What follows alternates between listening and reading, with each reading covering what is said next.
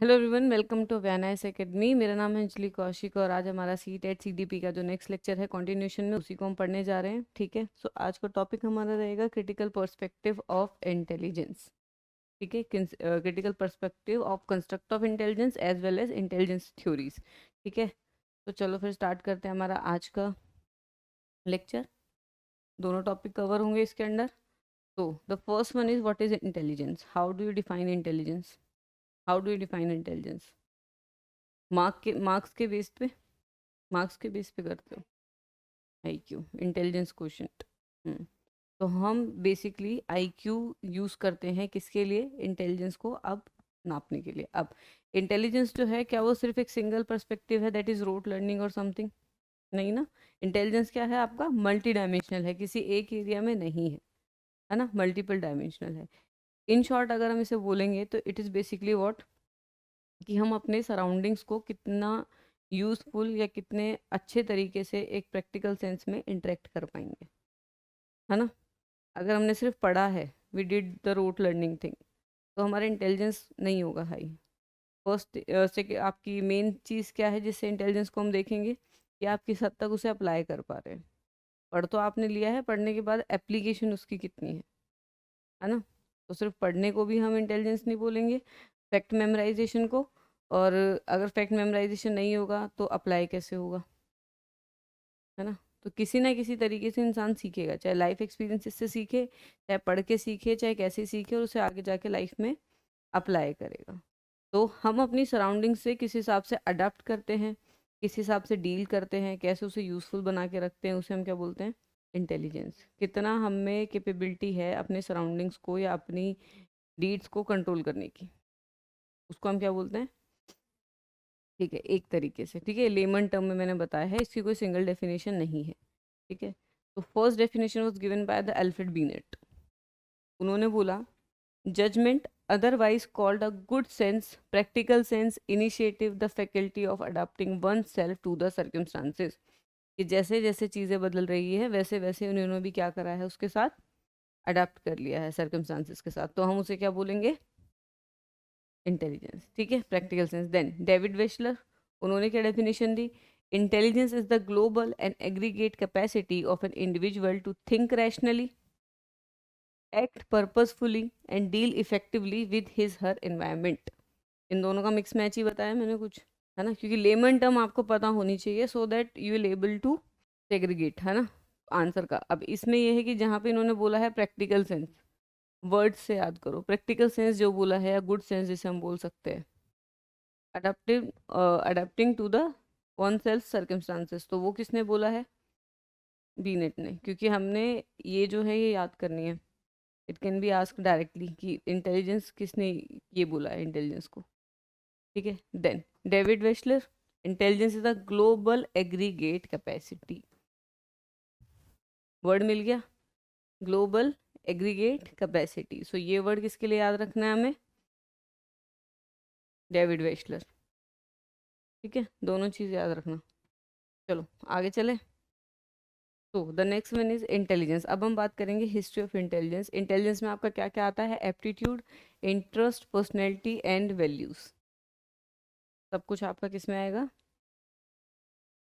क्योंकि सारी चीज़ें आप सीखते हो और सारी आपको इन्वायरमेंट के साथ डील करने में हेल्प करती है। सो ये बेसिकली क्या है, aptitude, interest, personality and values, सब आपका किस में आ जाएगा। क्लियर है। चलो, तो हिस्ट्री ऑफ इंटेलिजेंस की अगर हम बात करें, तो फर्स्ट वन वॉज फ्रांसिस गेल्टन, जिन्होंने फर्स्ट टाइम मेजर करने की कोशिश करी थी, टेस्टिंग करने की कोशिश करी थी इंटेलिजेंस की। और इन्होंने जो मेथड यूज़ करा था, दैट वाज एंथ्रोपोमेट्रिक।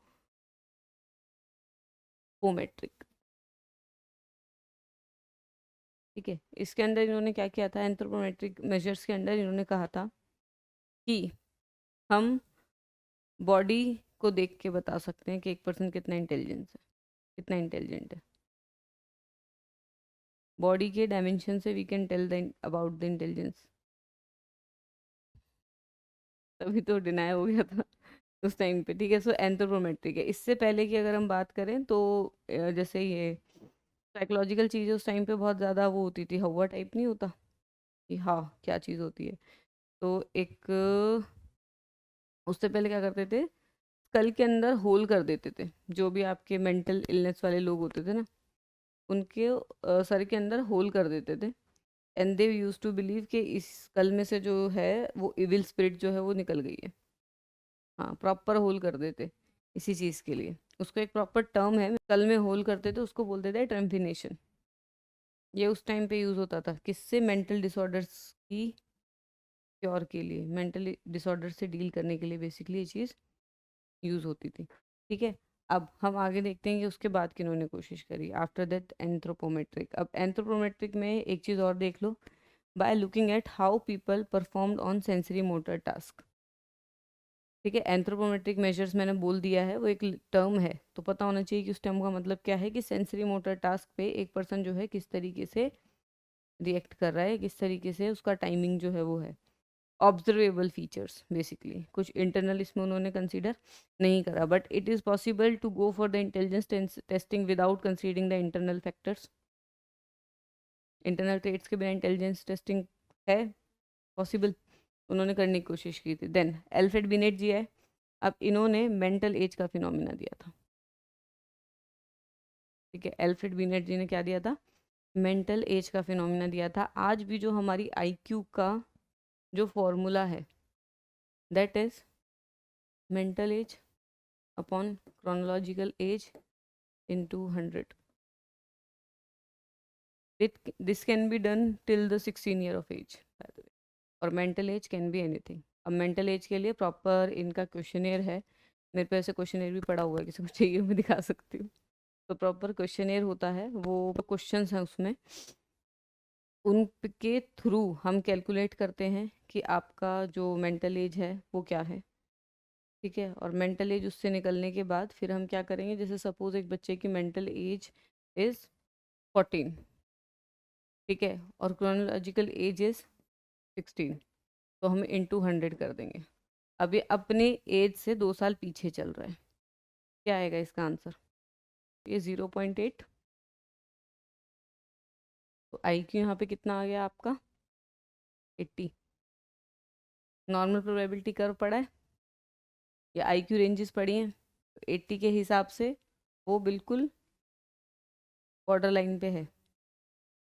ठीक है, मेंटली रिटार्डेड या फिर स्पेशल चाइल्ड जो हम बोलते हैं, उनसे बिल्कुल बॉर्डर लाइन पे है वो। इस हिसाब से हमें क्या पता चला है कि बच्चे की कैपेसिटी कैसी है, पता चला कि वो किस एज पे है, कैसे है। इस तरीके से हम आईक्यू निकालते हैं बच्चों का। तो ये जो फॉर्मूला है मेंटल एज का कॉन्सेप्ट, और जो फॉर्मूला है ये इन्होंने ही दिया था, इन्होंने, स्टैनफोर्ड बिनेट ने, which is a measure of intelligence based on the average ability of childrens within a certain age group and developed a test which was later standardised by the Lewis Terman. इसी के साथ साथ इनका एक test है जिसका नाम है स्टैनफोर्ड बीनेट टेस्ट, जो मैंने बताया कि मेरे पास क्वेश्चनेयर भी होगा उसका। जो स्टैनफोर्ड बीनेट टेस्ट है, उसी टेस्ट को इन्होंने डेवलप करा था, लेकिन उसको लेटर स्टैंडर्डाइज किसने करा, ल्यूइस टर्मेन ने। ठीक है, डेवलप इन्होंने करा, स्टैंडर्डाइज मेथड से किसने यूज़ करना स्टार्ट किया, ल्यूइस टर्मेन ने। तो ये सारा जो कॉन्सेप्ट है वो उन्हीं के थ्रू आया था। उसमें क्वेश्चंस देखने को मिलेंगे कि जैसे बच्चे, कुछ बच्चे के क्वेश्चंस तो उसमें कम होते हैं, ज़्यादा होते हैं पेरेंट्स के, कि क्या आपका बच्चा अकेले रोड क्रॉस कर लेता है एज के हिसाब से, क्या आपका बच्चा ये काम कर लेता है, ये काम कर लेता है। तो उसमें क्या है, you can market for your child. जब आप उन चीज़ों को, चाइल्ड की चीज़ों को क्या कहते हैं, जो भी कैरेक्टरिस्टिक्स है उनको आप जब मार्क करते हुए चल रहे हो, तो एंड में कुछ प्लस और सम अप होके एक पर्टिकुलर पॉइंट एज जो है उससे आप निकालते हो कि 16 है या 18 है, मिनिस्कस के थ्रू, और उससे पता चलता है। ठीक है, फिर मेंटल एज उधर से आती है, और chronological age you know it very well, और उसको हम डिवाइड बाय 100 करके परसेंटेज जैसे हम निकालते हैं वैसे हम निकाल देते हैं, ऐसे ही निकलते हैं ना परसेंटेज भी। क्लियर है, और कुछ जानना है इसमें। चलो अब हम बात करते हैं टाइप्स ऑफ साइकोलॉजिकल टेस्ट। सबसे types of intelligence test, first one is your psychological.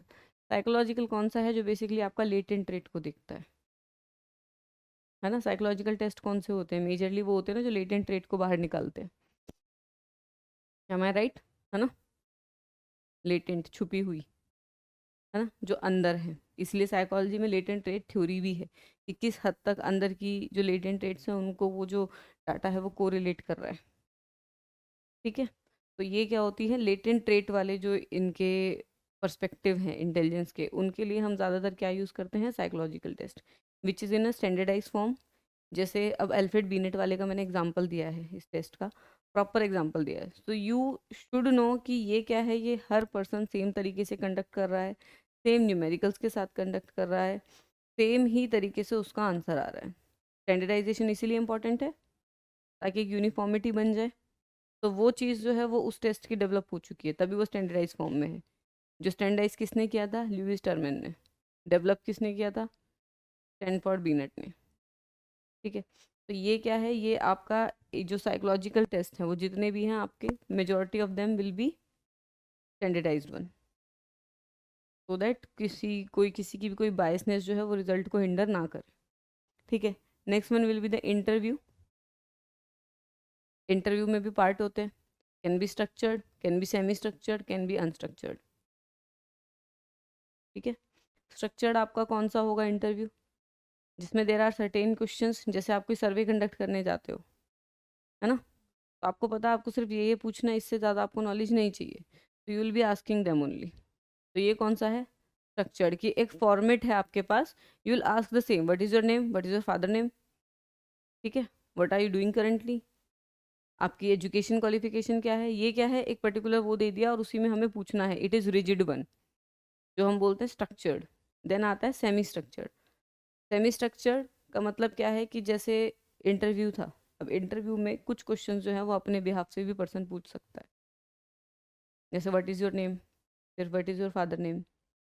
अब उसमें मेंशन नहीं था कि फादर का ऑक्यूपेशन आपको जानना है, समथिंग लाइक दैट, बट दूसरे ने पूछ लिया फादर का ऑक्यूपेशन क्या है, मदर क्या करती हैं। ये क्या है, ऑन द स्पॉट कुछ क्वेश्चन जो है वो ऑन द स्पॉट बनाए जाएंगे एज पर द नीड, कुछ क्वेश्चन जो है वो ऑलरेडी स्ट्रक्चर्ड फॉर्म में होंगे, तो उसको हम क्या बोलते हैं, सेमी स्ट्रक्चर्ड इंटरव्यू। देन आता है अनस्ट्रक्चर्ड। अनस्ट्रक्चर्ड में क्या है, it is a free flow one.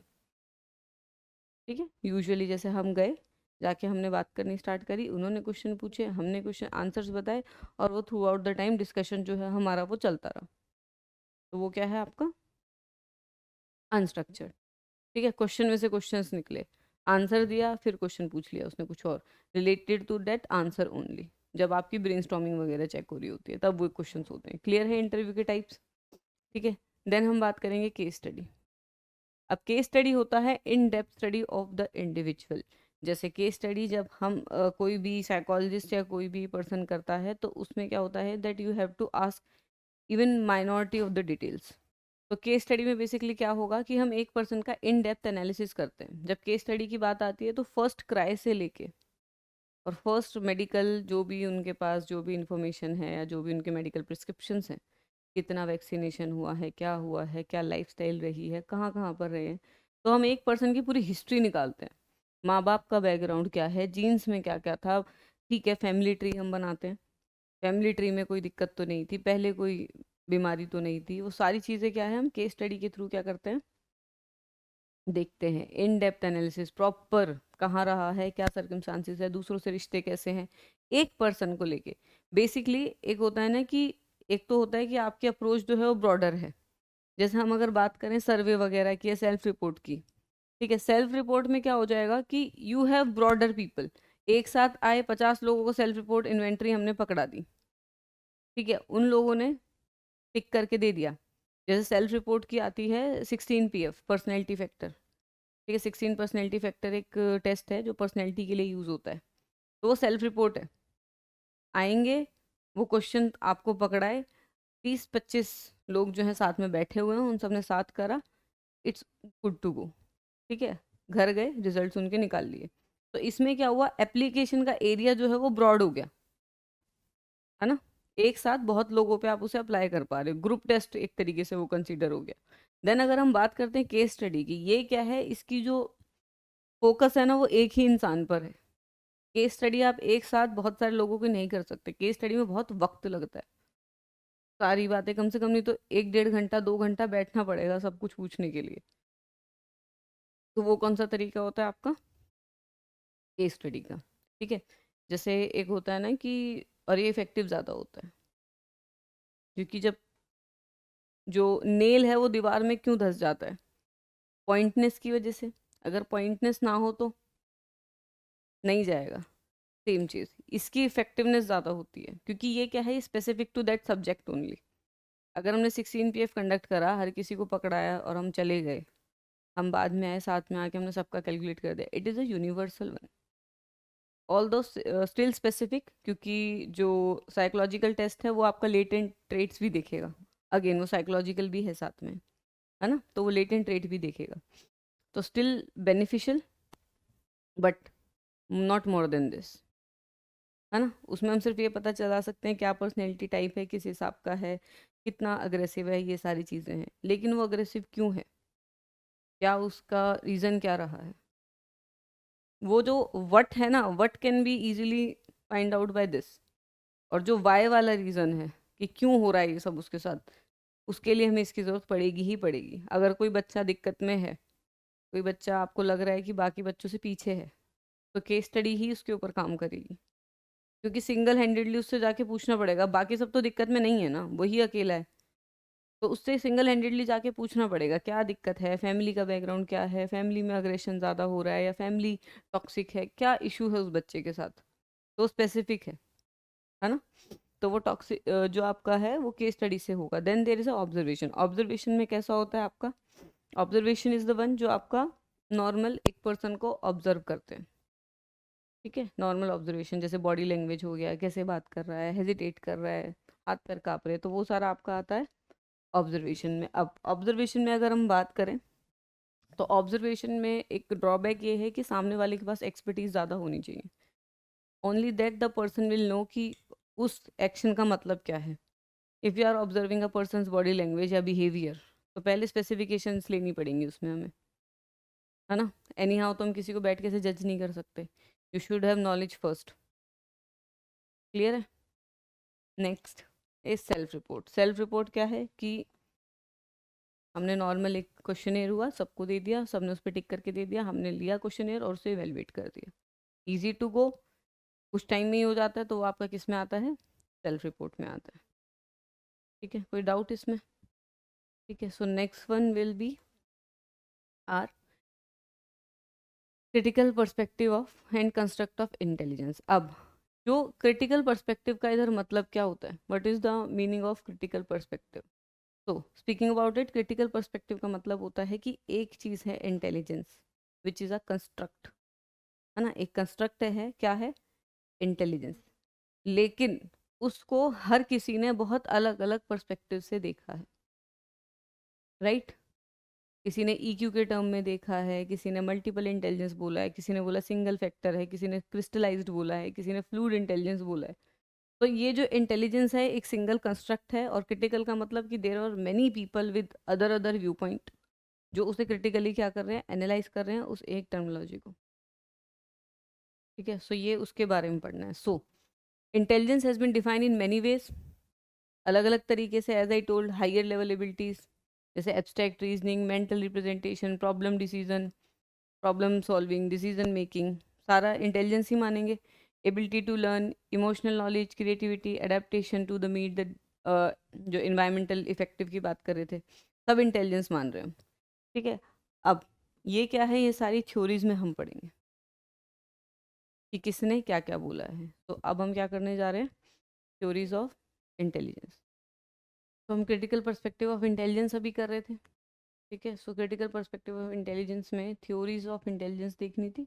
The first one will be the स्पीयरमैन्स theory of general intelligence, ठीक है। स्पीयरमैन्स थ्योरी ऑफ जनरल इंटेलिजेंस, इसको हम टू फैक्टर थ्योरी भी, टू फैक्टर थ्योरी क्यों बोलते हैं, इन्होंने बोला फर्स्ट थिंग कि जो ह्यूमन है, ठीक है, उसमें दो चीज़ें हैं, ठीक है, दो टाइप का इंटेलिजेंस जो है वो एग्जिस्ट करता है। एक फैक्टर इन्होंने बोला जी, ठीक है, जी जो है वो आपका क्या है, कॉमन फैक्टर है, हर किसी में मिलेगा, हर किसी में सेम ही होगा, ये बेसिकली अंडरलाइंग एबिलिटी है to the every specific factor, ठीक है। जैसे जो जनरल फैक्टर है वो क्या है, हर किसी में ही काम करेगा, ठीक है। तो ये इन्होंने बोला इसे जी, दैट इज जनरल, वो किसके लिए, आपका जनरल इंटेलिजेंस के लिए, ठीक है, क्लियर।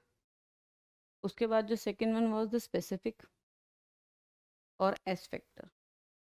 इन्होंने बोला कि जनरल फैक्टर के बाद छोटे छोटे एस फैक्टर होते हैं जो हर किसी इंटेलिजेंस के लिए स्पेसिफिक होते हैं। कुछ लोग डांस में अच्छे होते हैं, कुछ लोग पढ़ाई में अच्छे होते हैं, कुछ लोग मैथ्स में अच्छे होते हैं।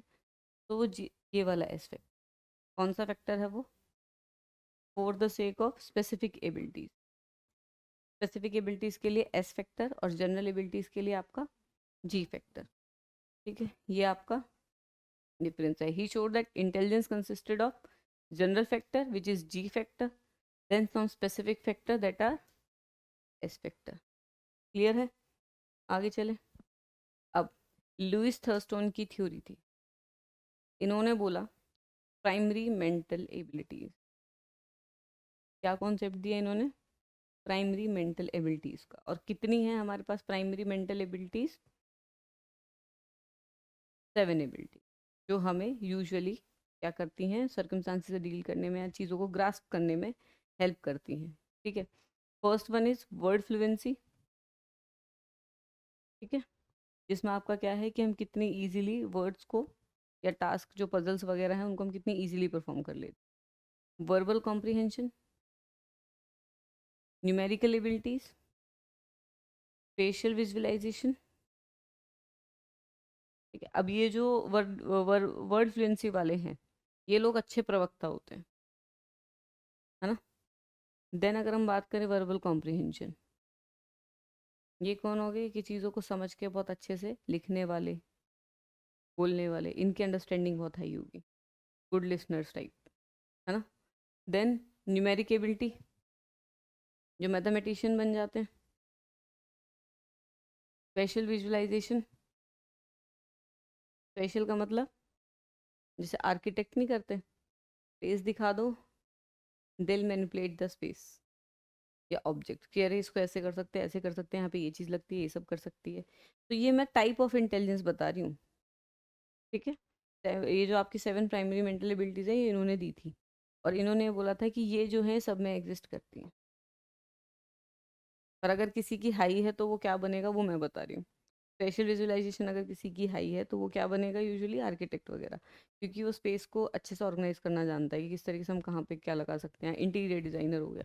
Then perceptual speed, ability to grasp जो भी आपकी डिटेल्स हैं, परसेप्चुअल डिटेल किसी की भी, कुछ लोग होते हैं ना बहुत जल्दी नोटिस करते हैं, कुछ लोग ना, जैसे नेविगेशन सिस्टम होता है कुछ लोगों में, लकीली मेरे अंदर है। मेरे को चाहे कोई चीज़ बोलो ना, कहाँ रखी है कहाँ नहीं रखी, the moment you last I will be telling you कि अरे उस बॉटल के सेकंड बॉटल के थर्ड साइड पे देख, होगी वो चीज़ वहाँ पे, even though I am not going for that, but वो परसेप्चुअल स्पीड जो है वो अच्छी है कि I just perceive the things more than the required. तो वो डिफरेंस है। ठीक है, differences between the stimuli, similarly कितनी इजीली हम दोनों में डिफरेंसेस क्रिएट कर सकते हैं, अगर दो चीज़ें आ रही हैं तो वो चीज़ें भी इसमें आएंगी। देन मेमोरी, लर्न करने वाले, और इंडक्टिव रीजनिंग, कि अगर हमें कोई इन्फॉर्मेशन है हमारे पास कोई, तो हम उससे कितनी जल्दी एक जनरलाइजेशन बना देते। इंडक्टिव रीजनिंग यही होती है ना। दो तरह की रीजनिंग होती है, कौन सी कौन सी? इंडक्टिव में क्या होता है? इंडक्टिव का मतलब होता है क्या? Ability to drive general rules and principle from the given information. वो इंफॉर्मेशन मेरे पास आई, I got a data, I analyse it and then I generalised, तो वो आपकी क्या होती है? डिडक्टिव क्या होती है? I already know a theory and I apply this to the people, तो वो क्या होती है? Deductive reasoning. जब हम डाउनवर्ड आते हैं, मैंने भी ऐसे ही याद करा, डी से डाउन, तो डी से डिडक्टिव, डी से डाउन, तो जब हम ऊपर से डाउन आ रहे हैं तो वो आपकी कौन सी है? डिडक्टिव। जब हम जनरलाइजेशन से स्पेसिफिकेशन पे आ रहे हैं, सपोज मैंने बोल दिया कि males are more aggressive, stereotype वाली बात है। स्टीरियोटाइप क्या? उनकी जेनेटिक डिस्पोजिशन है, they have testosterone levels high. ठीक है, मैंने बोल दिया कि males are more aggressive than the females, तो ये क्या है? डिडक्टिव। कि मैंने पहले जो थ्योरी पढ़ी है मैं उसके ऊपर बेस होके ये चीज़ बोल रही हूँ। अब सपोज मैं डाटा लेती हूँ, एनालाइज करती हूँ, और फिर मैं बोलती हूँ कि हाँ इस रीज़न से ये चीज़ हुई है और उस वजह से ये जो है मेल्स जो है वो ज़्यादा अग्रेसिव है, तो ये क्या हो जाएगा आपका? इंडक्टिव। क्लियर? ये चीज़ बहुत जनरल टर्म्स है। तो अब Gardner's theory of multiple intelligence, Howard Gardner, इसका क्वेश्चन हमने किया अभी है ना। Howard Gardner theory of multiple intelligence, तो उन्होंने बोला एक पर्सन में मल्टीपल इंटेलिजेंस होते हैं, कोई सिंगल नहीं होता। और उन्होंने टाइप ऑफ इंटेलिजेंस दिए, that is visual, music. Visual वाला आपका कौन है, जो पिक्चर स्मार्ट है, ठीक है। म्यूजिकल वाला म्यूजिक स्मार्ट मिलेगा, म्यूजिक कैपेबिलिटी उसकी ज़्यादा होगी, म्यूजिक एबिलिटी। बॉडी स्मार्ट वाला काइनेस्थेटिक। इंटरपर्सनल पल स्मार्ट, जो लोगों के साथ जो रिश्ते हैं वो अच्छे बनाता है। देन लिंग्विस्टिक, कुछ लोग होते हैं ना बड़े चंट होते हैं, सबसे बना के रख लेते हैं। Then there will be linguistic, जो आपके वर्ड स्मार्ट होते हैं, जो शब्दों में फंसा देते हैं, ठीक है। देन मैथमेटिकल, जो लॉजिक स्मार्ट होते हैं, ठीक है, मैथमेटिक जो है वो उनका अच्छा होता है। देन नेचरलिस्टिक स्मार्ट, जो नेचर के प्रति या इन्वायरमेंट को लेके ज़्यादा हाईली वो होते हैं, क्या कहते हैं, सेंसिटिव, ठीक है। देन सेल्फ स्मार्ट, जिनको अपना पता होता है, बट डू आई नीड, है ना, मेरे को क्या चीज़ चाहिए। कुछ लोग होते हैं उनका जाने, वही वाली बात है कि जाने का मन नहीं करता, फ्रेंड्स ने बुला लिया, पार्टी करके आ गए, then they are feeling guilty, they are not self smart, उन्हें खुद की नीड्स का नहीं पता है, they are more into this interpersonal one. और वो भी फिर वो खराब ही होता है, क्योंकि जब तक आप खुद को लेके खुश ना हो ना, तो रिश्ते तो खुश रह ही नहीं सकते आपके साथ वाले, ठीक है। सो वो आपका सेल्फ स्मार्ट, जिसको पता होगी मेरी नीड्स क्या है, मुझे इस टाइम पे क्या करना है, मेरे इस टाइम पे क्या सही है मेरे लिए, मेरी बॉडी की नीड्स क्या है, should I go to gym, वो सारी चीज़ें, ठीक है। चलो, तो ये आपके मल्टीपल इंटेलिजेंस थे। देन हम बात करते हैं ऑर्थर जेंसन की थ्योरी। अब उन्होंने एक हायरार्किकल मॉडल दिया था, जिन्होंने लेवल 1 और लेवल 2 एबिलिटीज़ की बात करी। इन्होंने बोला कि ये जो आपकी एबिलिटीज़ थी, जो पीछे मेंटल एबिलिटीज़ हैं, वो आपकी 2 लेवल पे काम करती है। First one is level 1, second one is level 2। अब लेवल 1 पे इन्होंने क्या बोला, that level 1 is associative learning, जो हमारी रोट लर्निंग होती है, जिसमें आउटपुट जो है वो इनपुट के ऑलमोस्ट सेम ही होता है। वो क्या होती है आपकी एसोसिएटिव लर्निंग, कि हम दो चीज़ों को जोड़ के बस याद कर लेते हैं। जैसे वो बच्चों को बोलते हैं ना A4, तो बच्चा बोलता है एप्पल, उसने वो एसोसिएट करा है, ए से एप्पल एसोसिएट करा है, that's why the baby saying Apple, ठीक है। तो ये आपकी मोर और लेस सिमिलर होगी, रोट लर्निंग और मेमोरी हम इसे ही बोलेंगे, level 1 ability. Second one is जो आपका लेवल 2 है, it is cognitive competence, problem solving, ये सारी चीज़ें, again applying the knowledge is level 2। Problem solving या आपकी बाकी की जो मेंटल एबिलिटीज़ होगी, डिसीजन मेकिंग हो गया, वो सारी आपकी किस में आएंगी, लेवल 2 में आएंगी, which is basically higher order thinking skills, ठीक है। ये तो लोअर हैं आपकी। एसोसिएटिव लर्निंग डॉग भी कर लेता है, उसे पता है बेल बजेगी तो खाना मिलेगा, है ना। तो वो एसोसिएटिव लर्निंग तो डॉग भी कर लेता है। This makes human different from the others, decision making और ये सारी चीज़ें, ठीक है। Higher order skills, they transform the input into an effective product, input का कुछ और बना के वो बाहर निकाल रहे हैं। देन अब हम बात करते हैं, ये जो एबिलिटीज़ थी इनके ऊपर क्या कहते हैं, इनका एक बहुत ज़्यादा कंट्रोवर्शियल स्टडी भी रही है ऑर्थर जेंसन की। उसके अंदर इन्होंने क्या किया था, इन्होंने बोला कि जो लेवल 1 एबिलिटीज़ हैं वो तो सबकी सेम है। अब ये जो लेवल 1 एबिलिटी है, can we term it as what we call, जो आपका जी फैक्टर है, कर सकते हैं क्या? अगर मैं पूछ लूँ जी, जी फैक्टर और लेवल 1 में कुछ सिमिलैरिटी है? चले, होमवर्क है, सोच लेना, ठीक है। जी लेवल में, जी फैक्टर में और लेवल 1 में, इट इज़ अ होमवर्क, ठीक है। चलो, इट विल बी होमवर्क, आगे देखते हैं।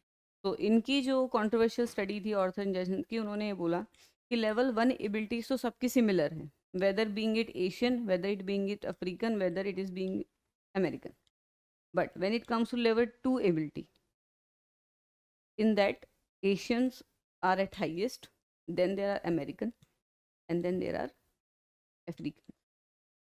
तो बेसिकली इन्होंने क्या बोला कि इनमें इंटेलिजेंस की कमी है, लेवल 2 एबिलिटीज जो हाइयर ऑर्डर है, किन में,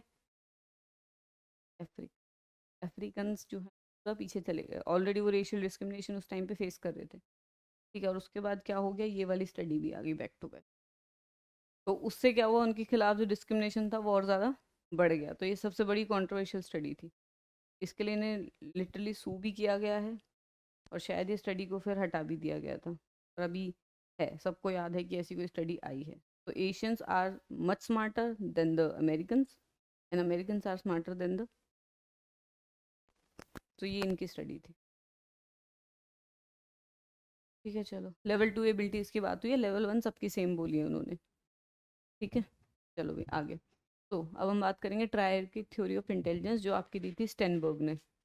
आई हैवंट मेंशन्ड इट, स्टेनबर्ग, ट्रायर की theory of intelligence given by Sternberg, नीचे लिखो। ठीक है, तो इसके अंदर बेसिकली क्या था कि इन्होंने बोला कि इंटेलिजेंस 3 तरीके का होता है। First one will be your analytical intelligence, which is basically academic one, जो आप प्रॉब्लम सॉल्विंग के लिए यूज करते हो। आपके सामने एक क्वेश्चन है, you will analyse it and you will answer it, तो ये बेसिकली आपका कौन सा है, एनालिटिकल इंटेलिजेंस। एनालिसिस क्या होता है, what is analysis, analyse, breaking down into the parts and then analysing the information, ऐसे बोलते हैं एनालिसिस को। ठीक है, अब हम बात करते हैं next, that is creative intelligence. Creative is the one जो आपका इमेजिनेटिव है, जो हर किसी में नहीं मिलता आपको देखने को, हर किसी का लेवल डिफरेंट होता है और डिफरेंट डिफरेंट एरिया में भी होता है। क्रिएटिव थिंकिंग का मतलब क्या है, something which is divergent, not conventional. Unconventional thinking या डाइवर्जेंट थिंकिंग को हम क्या बोलते हैं, क्रिएटिविटी। नोवेल आइडियाज, जो पहले कभी नहीं देखे गए, उनको हम क्या बोलेंगे, क्रिएटिविटी। ठीक है, तो क्रिएटिविटी क्या है, इमेजिनेटिव और इनोवेटिव प्रॉब्लम सॉल्विंग। अगर कोई प्रॉब्लम है तो ऐसे वाला सॉल्व जो कोई इंसान सोच भी ना पाए। ठीक है, जैसे अभी ये ग्लास है, इसका अगर हम बात करेंगे एक नॉर्मल यूज़ क्या है ग्लास का, ग्लास के यूज़ क्या क्या हो सकते हैं, मुझे आंसर दो, अभी देखती हूँ क्रिएटिव थिंकिंग। चलो बताओ। बताओ बताओ। वो उनकी क्रिएटिव थिंकिंग है, जो हमने कभी सोचा भी नहीं कि इससे डायमंड टाइप कांच बना लो। कोई इंसान सामने आ गया, कोई इंसान सामने आ गया, तुम पे अटैक कर रहा है, तुम इसे वेपन भी बना दोगे, सीधा उठा के उसके सर में फेंक के मारो। तो ये बेसिकली क्या है, क्रिएटिव और नॉवल आइडियाज हैं जो सिचुएशन के स्पेसिफिक अराइज होते हैं। ठीक है, कन्वर्जेंट नहीं है, डाइवर्जेंट है। कन्वर्जेंट क्या बोलते हैं, जो सिमिलरली एक ही रूट पे आ रहे हैं। जब लाइंस ऐसे आती हैं तो हम उन्हें क्या बोलते हैं, तो जब लाइंस ऐसे जाती हैं समथिंग डिफरेंट, तो वो क्या होती है, डाइवर्जेंट। तो इस थिंकिंग को हम डाइवर्जेंट थिंकिंग भी बोलते हैं। अपार्ट फ्रॉम इट, अगर हम बात करें प्रैक्टिकल इंटेलिजेंस की, तो practical intelligence is basically street smart, कि आप अपने आप एरिया को लेके कितने ज़्यादा स्मार्ट हो, जो आपके आसपास चीज़ें हैं। ठीक है, is the ability of individual used to solve problem faced in daily life when person finds the best fit between themselves and the demand of the environment। कुछ लोग होते हैं ना, बहुत जुगाड़ू लोग जो होते हैं, उनका ये वाला इंटेलिजेंस हाई होता है, वो स्ट्रीट स्मार्ट होते हैं, है ना। रास्ते में कोई दिक्कत आ गई, उनके पास हमेशा जुगाड़ होगा।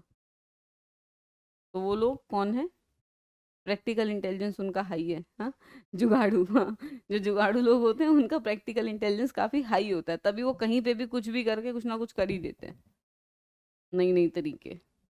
कई लोग देखे, अगर स्पून ना मिले कहीं पे कुछ खा रहे हो, तो वो साइड से प्लेट फाड़ के उसको ही करके खत्म करो, तो वो बेसिकली क्या है।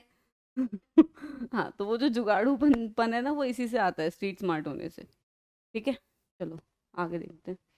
तो next one is Raymond cattle. तो रेमंड कैटल जी ने दिया 2 तरीके का intelligence, one is fluid, other one is crystallised. ठीक है, फ्लूइड इंटेलिजेंस कौन सा है, इट इज़ बेसिकली जो आपका प्रॉब्लम सॉल्विंग स्किल्स हैं, उसको हम क्या बोल सकते हैं एक तरीके से, फ्लूइड इंटेलिजेंस। ठीक है, is the ability to problem solve in novel situation without referencing the prior knowledge. ठीक है, आपके पास कोई प्रायर नॉलेज नहीं है, वही जैसे मैंने आपको बताया कि कोई प्रायर नॉलेज नहीं है कि कोई अटैक करेगा तो कैसे रिएक्ट करना है, but the moment someone attacks, तो ये जो है, ये एक नॉवल आया कि हमने ग्लास उठा के सर पे फेंक के मार दिया। तो ये बेसिकली क्या है, फ्लूइड इंटेलिजेंस है, कि कितना इजीली हम एक नई जो सिचुएशन हमारे सामने अराइज हुई है उससे डील कर पा रहे हैं, उसका सॉल्यूशन ढूंढ पा रहे हैं उस प्रॉब्लम का। ठीक है। Novel problem because no specific prior knowledge is required as grow older fluid intelligence older fluid increases and then starts to decrease in the late 20s। ठीक है। अब ये जो इंटेलिजेंस है, देखा छोटे बच्चों को जल्दी चीज़ें ऐसी ऐसी समझ में आती है, जल्दी जल्दी चीज़ें सीखते हैं, है ना, और नए नए प्रोसेसिंग स्पीड उनकी ऐसे होती है। After 20s it start decreasing. तभी ना आफ्टर 20s लर्निंग की जो पावर है वो भी कम हो जाती है। एट द एज ऑफ 30 तक अगर आप कर लो कुछ, 31 32 तक समझ आता है, उसके बाद लर्निंग कैपेबिलिटी भी कम हो जाती है और डिसीजन मेकिंग और ये सारा जो फ्लूइड इंटेलिजेंस है तो बेसिकली एक पर्सन का घटना स्टार्ट हो जाता है। तो ये basically through out the life कैसे होगा, अभी ऐसे था, देन आफ्टर 20 डाउनफॉल पे चला जाता है। नहीं बिल्कुल भी नहीं, मतलब थोड़ा धीरे धीरे डाउन जाता है बट ऐसा भी नहीं होता। अरे यार हमारे दादा दादी कितना सोच पाते हैं, है ना, उनको थोड़ा दिक्कत होती है। अब हम बात करें क्रिस्टलाइज की। क्रिस्टलाइज क्या है, ये प्रायर नॉलेज प्रीवियसली एक्वायर्ड। ठीक है, कि नई नोवल सिचुएशंस जो ऊपर वाली थी, अब इसमें क्या है, प्रीवियसली जो चीज़ें हो चुकी हैं वो सारी हमारे पास स्टोर्ड हैं। मेरे पास पहले भी किसी ने अटैक करा था तो मैंने ये रिएक्ट करा था, तो अब मैं बता सकती हूँ कोई रिएक्ट करेगा तो मैं कैसे करना है, how to react to that thing. तो ये क्या हो गया, क्रिस्टलाइज्ड हो गया। You have already have a schema of that situation and how to react in that। वो क्या है, crystallize refers to the use of previous acquired knowledge such as specific facts learned in the school or specific motor skills, muscle memory as grow older and accumulate knowledge, crystallize intelligence increases। और जैसे जैसे हमारी as बढ़ती है वैसे वैसे क्या है, क्रिस्टलाइज इंटेलिजेंस जो है वो बढ़ता चला जाता है, वो नहीं घटता। अब इसका मेरे को ना एक रीज़न पर्सनल ओपिनियन ये है कि मुझे लगता है कि वी से कि फ्लूइड इंटेलिजेंस डिक्रीज हो जाता है क्योंकि नोवेल्टी ऑफ सिचुएशंस और उनका रिएक्शन नहीं रहता। But I personally feel it is because क्योंकि at the age of 30 20s के बाद अगर आप हो तो आप ऑलमोस्ट हर एक सिचुएशन से कहीं ना कहीं डील कर चुके हो, है ना, आप मिडल एज में हो। तो आधी ज़िंदगी जीने के बाद ये है कि आप ऑलमोस्ट सारी सिचुएशन से डील कर चुके हो। तो नोवेल्टी ऑफ सिचुएशन आना is quite impossible. It's not about कि इंटेलिजेंस का घट जाना। तो that's why we can say कि क्रिस्टलाइज इंटेलिजेंस जो है वो बढ़ जाता है, क्योंकि then situation starts repeating itself. चाहे लड़ाई हो गई, चाहे कुछ भी हो गया, या दोस्त से लड़ाई हो गई, या कोई भी हो गया, या कोई पढ़ाई की चीज़ हो गई, वो सब क्या, वो रिपीट होने लगती है ना। तो ये एक रीज़न मेरे को अपना पर्सनल लगता है कि दैट्स वाई वी से कि फ्लूइड इंटेलिजेंस जो है वो डिक्रीज हो जाता है। आई फील कि क्रिस्टलाइज्ड बढ़ता है, इस रीज़न से फ्लूइड डिक्रीज होता है। तो अब हम बात करेंगे नॉर्मल प्रोबेबिलिटी कर्व, पढ़ा है पहले। नॉर्मल प्रोबेबिलिटी कर्व में आपका क्या होता है, बेसिकली इट सेज कि majority of the people relies in the average. This is what this says. जैसे आपका इंटेलिजेंस का अगर हम देखें, ठीक है, तो हम इसको एवरेज लेके चलें, लो एवरेज, या चलो इन दोनों के लिए, लो एवरेज और एवरेज। ठीक है, कौन सा है ये, अब यहाँ पर देखो, ये थोड़ा डिफरेंट है, जो उसमें परसेंटेज का ग्राफ है थोड़ा ज़्यादा डिफरेंशिएशन के साथ है। अब हम यहाँ पे देखते हैं, तो इन्होंने क्या बोला है कि जो मेजॉरिटी ऑफ द पीपल है, जैसे अभी यहाँ पर 50 था, और 50 के बाद आपका 50 बिल्कुल बीच में, 50% ऑफ द पॉपुलेशन किस में रिलाई कर रहा है, आपका एवरेज पे। और एवरेज के बाद आपका दो ये है, 16 and 16 विच इज़ 32। तो 50 + 32 कितना हो गया, सॉरी 32 कितना हो गया आपका, अराउंड 82।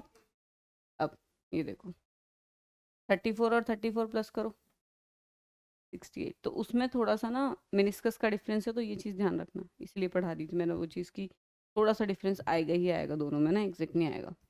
तो 50% of the population relies in the average only, ये चीज़ याद रखना, मेजोरिटी ऑफ द पॉपुलेशन। 34 और 34 का मतलब हो गया 68.2, है ना। अब 68.2 में जो 18% है वो इधर इधर है आपका, है ना। ये बेसिकली आपका किसके लिए यूज़ होता है, परसेंटाइल के लिए यूज़ होता है कि कितने लोग हैं। ये जो मिनिस्कस है इससे नीचे आपका कितना है 50% और इससे ऊपर कितना है आपका 50%। अगर majority of the people relies in the average तो आपका एक, इसको हम क्या बोलते हैं, स्टैंडर्ड डेविएशन।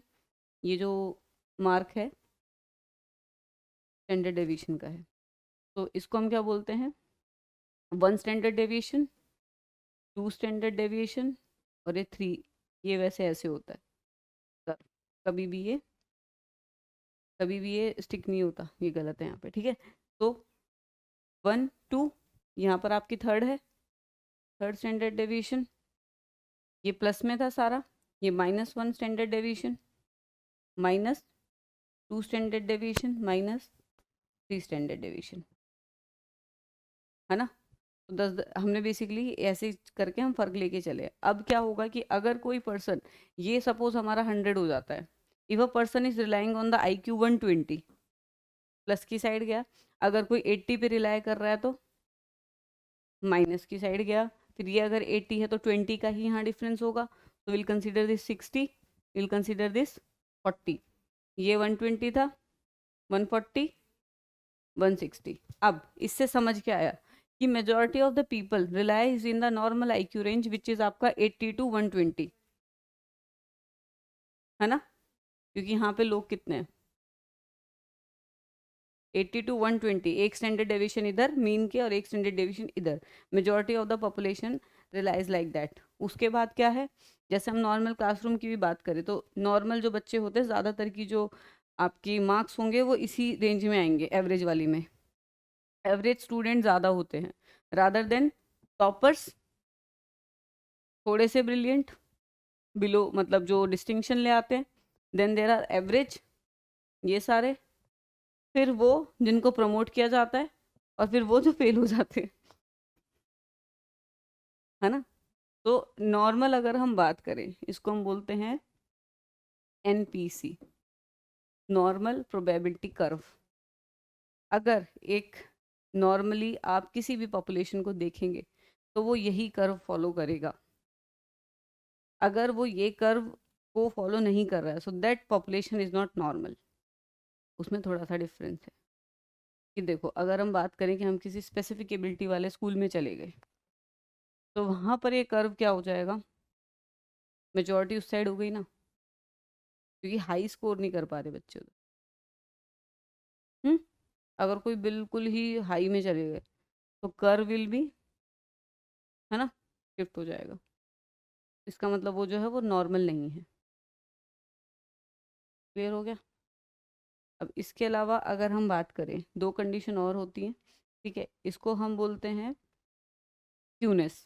ये जो कर्व इधर से इधर शिफ्ट हुआ और इधर से इधर शिफ्ट हुआ है, क्या बोलते हैं इसको हम, क्यूनेस, ठीक है। अगर नेगेटिवली स्क्यूड है तो ऐसे होता है कि नेगेटिव साइड से क्या है, दब गया है, पिचक गया है, स्क्यू हो गया है। अगर पॉजिटिवली स्क्यूड है तो कर्व ऐसे शिफ्ट हो। लोअर में ज़्यादा लोग स्कोर करेंगे तो पॉजिटिवली स्क्यूड है, नेगेटिव में लोग ज़्यादा स्कोर करेंगे तो, ये दो कंडीशंस हैं। अब नेक्स्ट जो चीज़ अराइज हो सकती है वो ये चीज़ अराइज हो सकती है कि suppose most of the people जो स्कोर, जो है स्कोर का जो नंबर है वो कम कर रहे हैं, ठीक है। तो ये जो कर्व है वो इतना बन रहा है। कोई टेस्ट ऐसा हुआ जिसमें जो बच्चे हैं वो ज़्यादा स्कोर कर ही नहीं पाए, तो वो कर्व कैसा बनेगा, ऐसा। अब ये जो कर्व है, ये एक सिचुएशन हो गया हमारा प्लेटिकोटोसिस। इस सिचुएशन को हम बोलते हैं कुर्टोसिस, वैसे ना ये, जब ये वाला डिफरेंस आता है उसको हम बोलते हैं स्क्यूनेस, पॉजिटिव और नेगेटिव। और कुर्टोसिस क्या है, प्लेटिकुर्टोसिस है फर्स्ट, देन ये जो ऑलरेडी है इसको हम बोलते हैं मीजोकुर्टोसिस, ठीक है। अब सपोज कि कुछ बच्चों ने बहुत ही अच्छा स्कोर कर लिया, कुछ बच्चों ने नहीं, मतलब मोस्ट ऑफ द पीपल जो ये वाले थे इन्होंने भी खूब हाई नंबर ऑफ स्कोर किया है। तो ये कर्व क्या हो जाएगा, पीक हाई गई, तो इसको हम क्या बोलते हैं, लिपोकोटोसिस। तो ये कंडीशंस हैं। अगर कोई पॉपुलेशन नॉर्मल नहीं है तो उसके 3 वो होंगे डिफरेंसेस, और अगर कोई नॉर्मल है तो वो आपके जो पहले था नॉर्मल प्रोबेबिलिटी कर और स्क्यूनेस बता ही दिया किस हिसाब से होता है, पॉजिटिव और नेगेटिव। क्लियर है? अब हम देखते हैं आईक्यू रेंजेस को। इन्होंने बोला 50% of the population relies in the average. उधर थोड़ा डिफरेंस जो है वो थोड़ा अलग था। अगर हम इधर देखें तो इन्होंने 34 कर रखा है ना। तो इस हिसाब से 50 का हमारा यहाँ हो जाता है स्टैंडर्ड डेविएशन। देन इन्होंने बोला लो एवरेज 80 to 89 है ना, और 16% ऑफ द पॉपुलेशन। यहाँ से चले 25 हमने इधर लिया, 25 हमने इधर लिया, ये हमने कितना लेना है 16, कंसीडर दिस वन ऐसे 80 तक, और यहाँ पर कितना है वो आपका ब्राइट में 11 to 120 है ना। ये हमारा 100 था, this one is 110, this one is 90। ये आपका 80 वाला स्टैंडर्ड डेविएशन, ये हमारा 120 वाला स्टैंडर्ड डेविएशन। आगे चलें। वेरी ब्राइट 120 to 30, क्या कहते हैं बॉर्डर लाइन 70 वाला। ठीक है, इसने 10-10 की स्टैंडर्ड डेविएशन लिए, 10 की 70, इधर 130, 140, इधर 60। यही स्टैंडर्ड डेविएशन है इनकी। बिलो 7 एक्सट्रीमली लो, जहाँ सिर्फ 2% ऑफ पॉपुलेशन आपको देखने को मिलेगी। ये कौन से हो गए आपके एक्सट्रीमली लो EL वाले। अब इससे इस तक कौन से थे बताओ।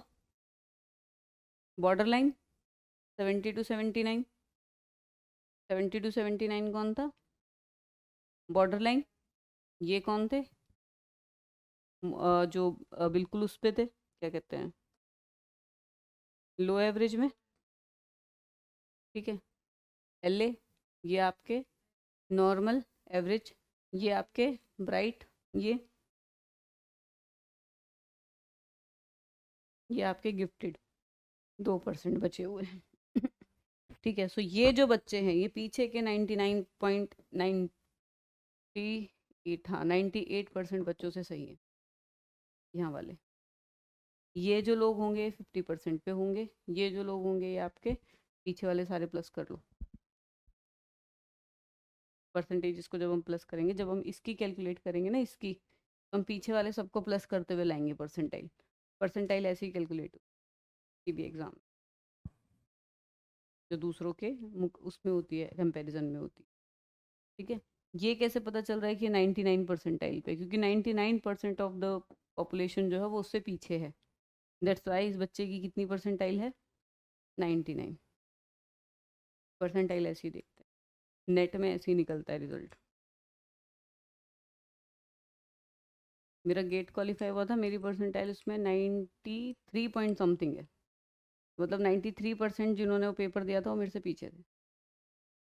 ऐसे है, सपोज अगर कहीं पे 96 परसेंटाइल आपका है, तो मतलब अगर हम नेट की बात करें तो उसमें 94 का क्राइटेरिया, 94 परसेंटाइल अगर आपके पास है तो you are good with it. ऊपर के 6% वो लेते हैं, मतलब वो सिर्फ इन बच्चों को सेलेक्ट कर फॉर द टीचिंग पर्पस।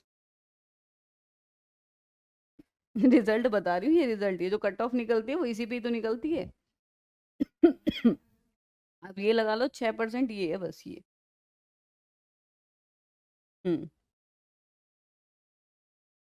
इतना इनफैक्ट इतना इन लोगों को देते हैं वो सिलेक्शन, और फिर JRF देते हैं वो इन लोगों को। ये परसेंटाइल है। UPSC की बात करें तो ये बच्चे सेलेक्ट होते 0.1%।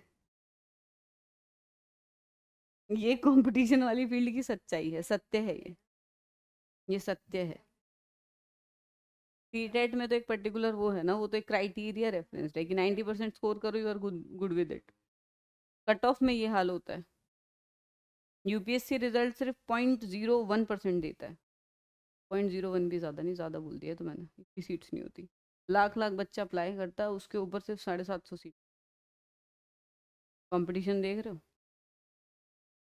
और सारे एक से एक घमासान लोग बैठे हुए हैं उधर।